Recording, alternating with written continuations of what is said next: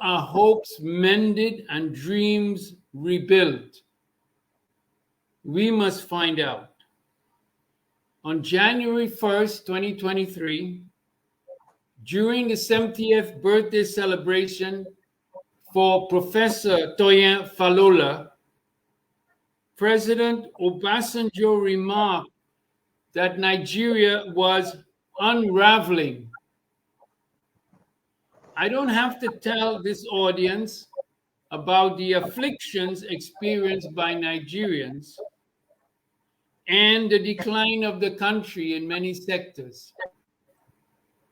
So, how will our hopes for Nigeria and Africa be mended and the dreams of a bright future be rebuilt? Virtually every Thursday for several years, the column written for Punch newspaper by Professor Ayo Olukotun arrived in our email inboxes. There will not be one today or any other Thursday hereafter. Sadly, this patriotic giant passed on January 4th. In his last column on December 15, 2022, Professor Olukotun spoke of, quote, the misfortune of misgovernance. By the way, I used that term, misgovernance, in my inaugural lecture as professor at Northwestern on misgovernance and the African predicament. But anyway, Professor Olukotun referred to the need to unleash the power of leadership. It's almost as if he was foreseeing this event today. Unleash the power of leadership. Nigeria does not need, he said, this is Olukotun, quote, to live perpetually in regret, with the young ones scampering out of the country because they do not see a future for themselves. By the way, we have this term, futureless youth, which is one that's been around for a good 20 years now. And that future has been steadily diminishing. While we are hopeful that the upcoming elections in Nigeria will proceed peacefully and efficiently, we know from experience that elected governments alone cannot solve the huge problems facing the nation. I have put forward suggestions in various essays, including recently one entitled Nigeria Reimagined, Beyond Uncertainty and Insecurity. And you could go to the website africacli.org. It was posted on October 30th of 2022. President Obasanjo has had more experience of leadership and governance as a military officer, as a head of state and president, and throughout the African continent and globally than any other Nigerian. To echo a comment made by Her Excellency Dr. Tokunbo Awolowo Dosomu during the January 1 event, she asked, how can Nigeria be fixed?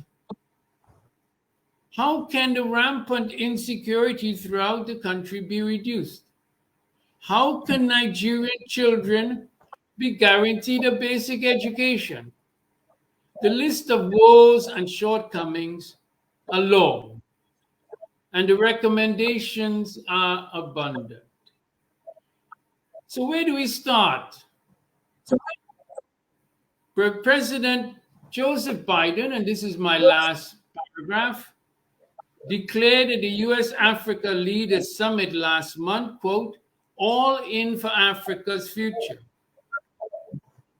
We can ask today, and I really look forward to hearing from President Obasanjo, right? In addition to what he distills from the past, what he can share with us about the present and the future. So the question, what would All In for Nigeria look like? Perhaps the Africa Leadership Foundation, together with other institutions, can convene an agenda-setting meeting of national, global, and indeed historic significance. Professor Olukotun spoke of, quote, redemptive models of leadership and governance for Nigeria. But what are those models? Redemptive We model. have access to all the resources needed to identify and implement them. And this I consider one of the most critical questions of this period.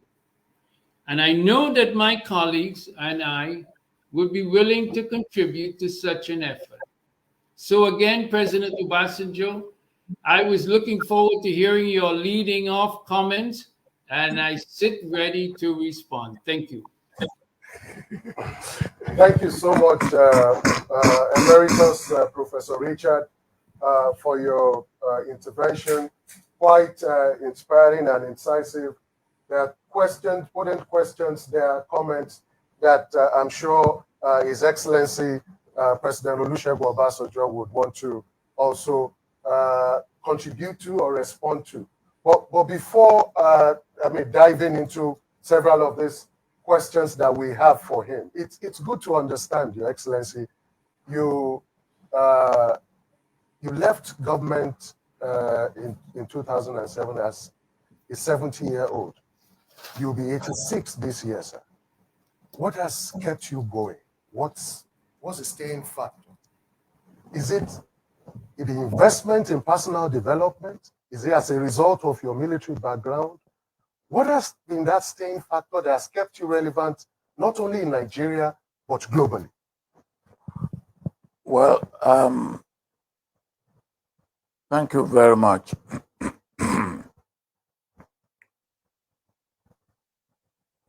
What has kept me relevant?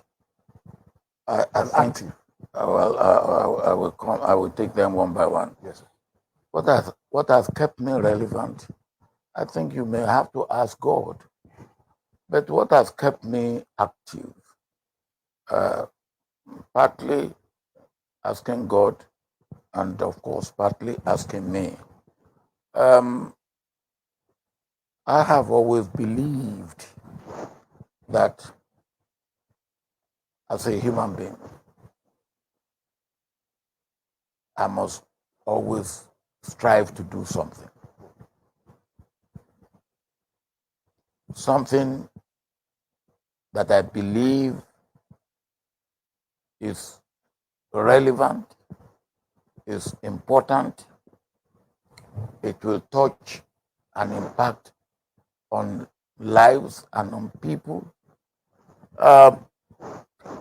In fact, I want to do something also almost new every day, and something that will affect others for good. Whether it is political, economic, social, whatever. I want to wake up every day and make sure that I'm doing something that is relevant and that will touch life. Whether life at my village level or life at the extended family level or life at the community level or life at the state level or life at the national level or life at the regional level in West Africa or in East Africa, or life at the continental level or global level. And when I get people feeling that what I have said, what I have done has impact on people's life, I feel really fulfilled. Let me just give you an example. Okay, sir. Recently, about 17 months ago, I was appointed High Representative of the AU for the Horn of Africa to promote peace, security, stability, and, of course,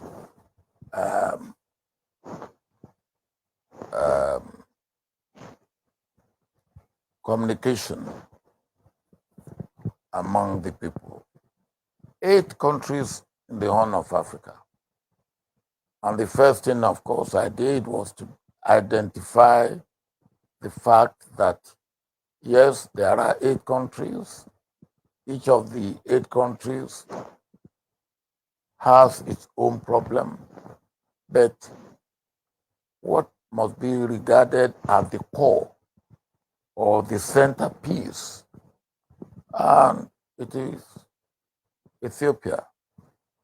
If Ethiopia is sorted out, it will have ramifications for the rest of the Horn of Africa.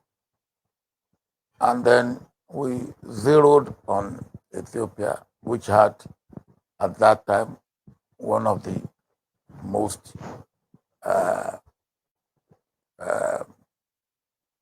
violent and disruptive crises.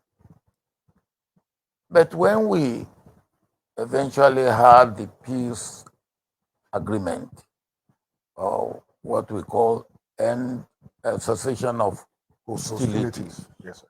agreement in Pretoria, 2 statements were made by members of the delegation, both on the federal government side of it, the federal government side of Ethiopia, and the Tigrayan government side. The one on federal government side was the Minister of Justice and the Attorney General, Gideon. And he said, you do not realize the impact of what we have just done after signing the agreement. That it will amount to saving 1,000 lives every day. To me, that you cannot imagine my own joy that and that was authentically said by somebody who should know. Another thing that was said was the leader of the Tigrayan delegation,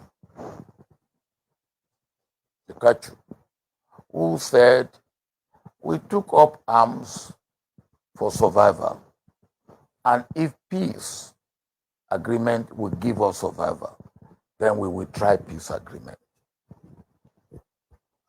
You know, those 2 statements, well, there's nothing that I can pay for it. Thank you so much, Your Excellency. This is inspiring, hearing this from you. Would you consider that intervention, based on the feedbacks now that you've gotten, as a success story? Of course. Okay. Were there or have there been instances where you've been called upon for interventions and you did a mapping to understand the situation, the causes and the effects, among other things, and you declined, wondering, oh, I don't want to get involved in this? Have there been instances like that? Well, let me put it this way. I have had instances where I have been called upon to intervene, and I've intervened, and I've come to the conclusion that where we are is not where we should be, and that things will unravel. In 2008, Ban Ki-moon invited me to look at the situation in the east of DRC and the Great Lake region. And after about 18 months, late President Mpaka of Tanzania, Yes, who was with me, we concluded our report, and we went to present the report to the then president of DRC. And after we have submitted the report, I went to, I think after we have submitted the report to the then president of DRC, as we left his office, I turned to President Benjamin Nkapa, and I said, things will unravel in this country within 3 years. And I almost exactly to date, after 3 years, things unraveled. And President Benjamin Nkapa called me and said, "You are an oracle." I said, "No, I'm not an oracle." He said, "Look, what you said has happened." I said, "Yes." He said, "What did you see that time that I did not see?" I said, "I don't know whether you saw it or not." But when we submitted the report to the president of DRC, I watched his body language. I watched what he said to us. And I saw that his interest was not in the report. His interest was in the election. He only wanted to win the next election, report or no report. And that's what I saw. And that's what happened. Wow. And that's why we are still Wow. living with the problem Wow. of DRC till today.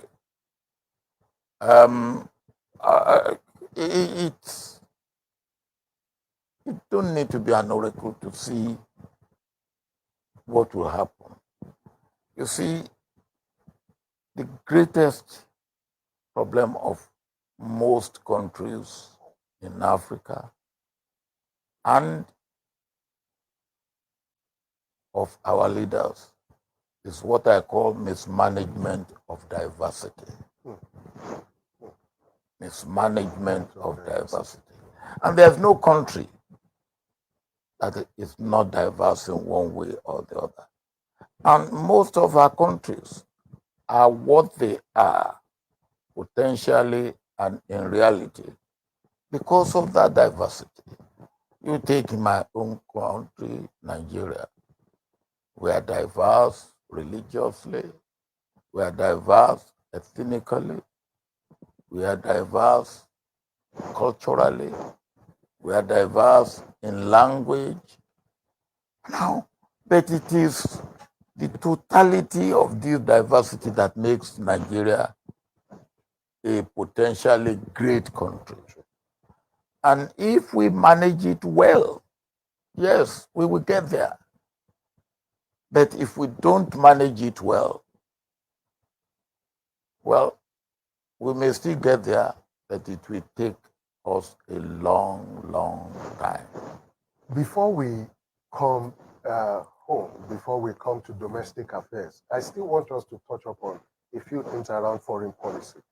You were actively and decisively also, I would say, involved in the pushing for Africa's total liberation in the 70s, and your foreign policy trust contributed to the liberation of Angola, Namibia, South Africa, and Zimbabwe. You were actively involved in that process.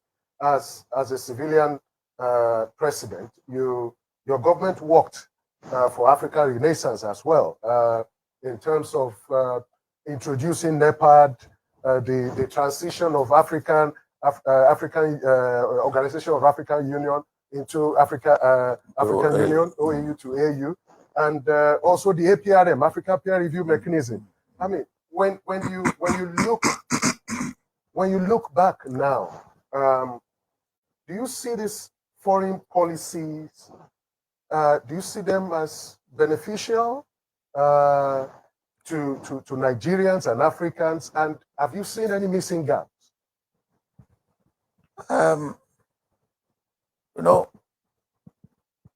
When let me just take an analogy.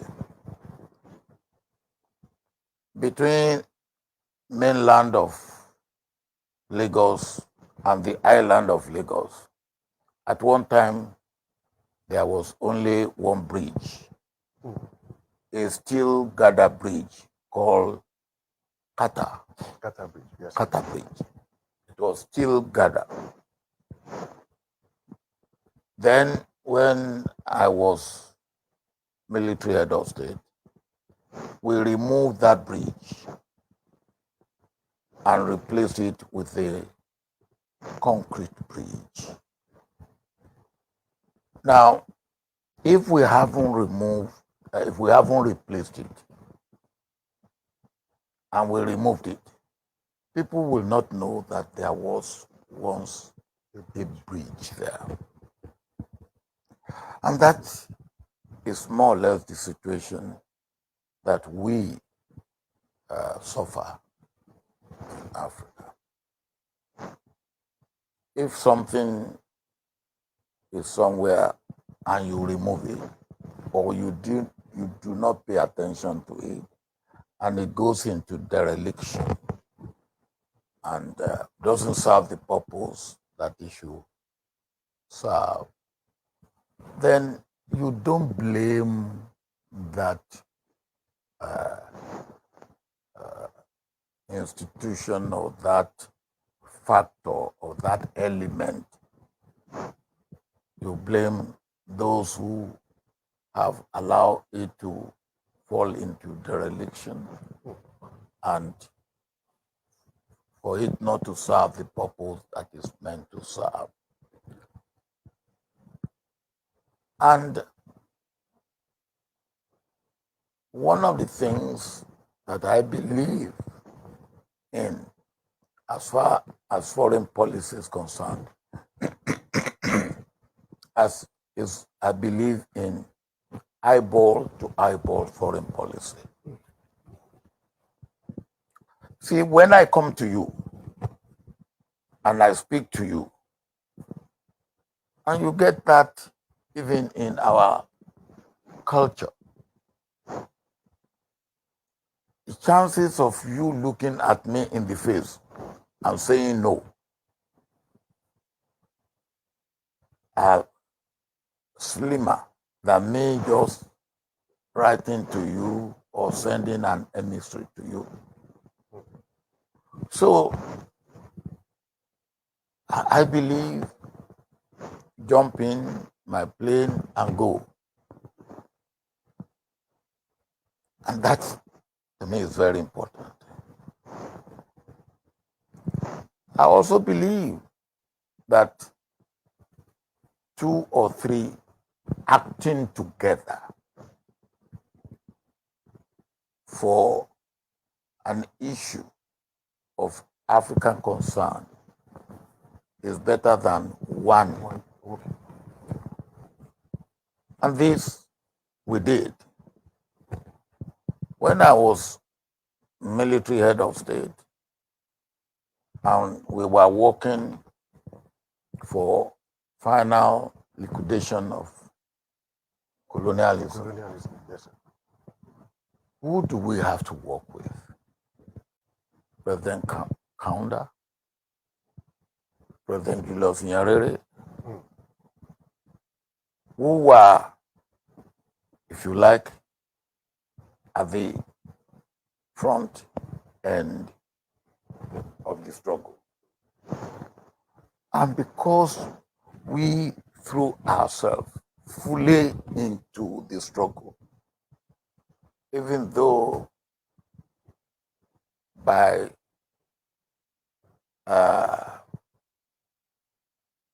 geographical location, we were not linked. we were not at the border, Yes. but we were regarded as frontline states, along with Zambia, along with Tanzania. And we work together. Then, when we have secured working together with African leaders, we went further. In the times of Jimmy Callahan, we worked together with Britain. In the time of President Jimmy Carter, we worked together with America. And on our own side here in Nigeria, the time of my time as military head of state, we had Joe Garuba as my foreign minister. Hugo. We had Cyrus Vance as the Secretary of State at the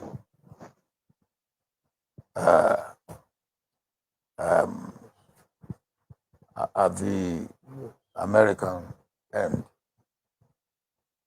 who had the same type of outlook on these issues as we have.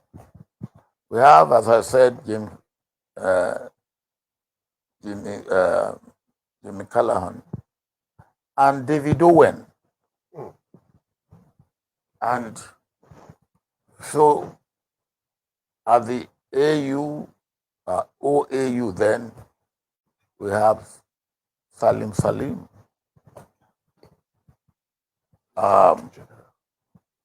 at Tanzania, and then in the UN, America has Andy Young.